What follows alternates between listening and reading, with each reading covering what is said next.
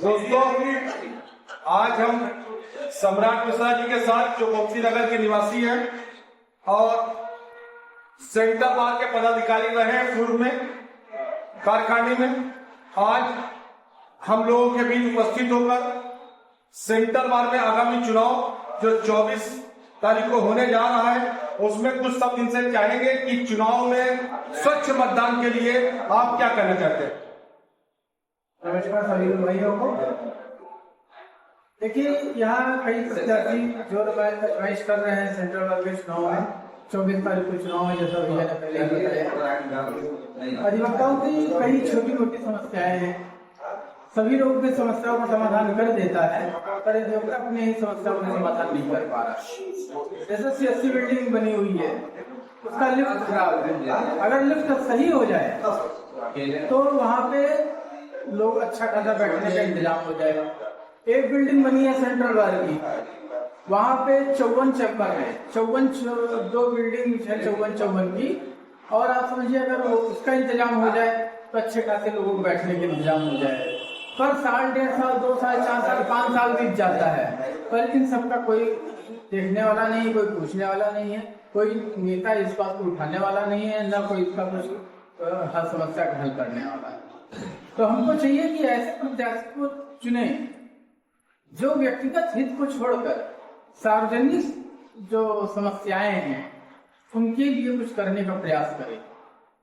अच्छा सम्राट भाई, देखा गया है बहुत से प्रत्याशी चुनाव में तो बहुत सक्रिय रहते हैं, चुनाव के बाद वो निष्क्रिय टाइप के हो जाते हैं, न किसी से दुआ सलाम रहनी है, न कोई परिचय रहता है, और कचहरी कैंपस में भी नहीं दिखते।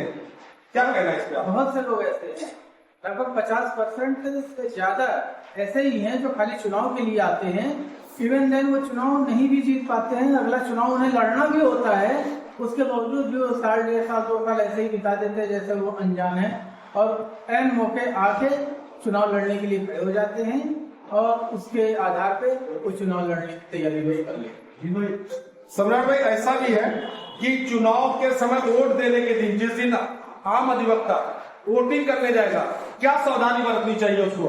क्या कौन से पेपर लेके उसको आना है वोट देने के लिए? आपको COP कार्ड जो है वो ले आना है, और आप COP सर्टिफिकेट भी ले आए 24 तारीख को, तभी आपका मतदान संभव हो पाएगा। एक साफ सुथरा मतदान कराने के लिए आज अधिवक्ता के मस्तिष्क में किन किन बातों का होना बहुत जरूरी है, और साफ सुथरे कैंडिडेट को चुनने के लिए क्या कहेंगे? पहले तो पूर्व परिचित होना चाहिए। दूसरी बात यह है कि वो रेगुलर प्रैक्टिशनर हो, आप उसको देखते रहते हैं, मिलते रहते हैं, जानते रहते हैं, बोलते रहते हैं।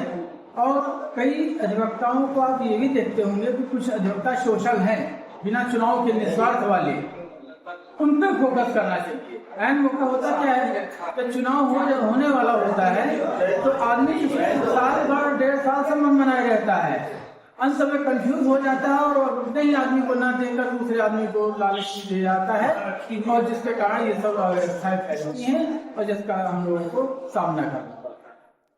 धन्यवाद सम्राट भाई, आपने अपना कीमती समय दिया। अब हम इनके बीच अपने प्रिय मित्र अजीत चौधरी जी को, अजीत भाई को बुलाऊंगा। हम लोग हैं।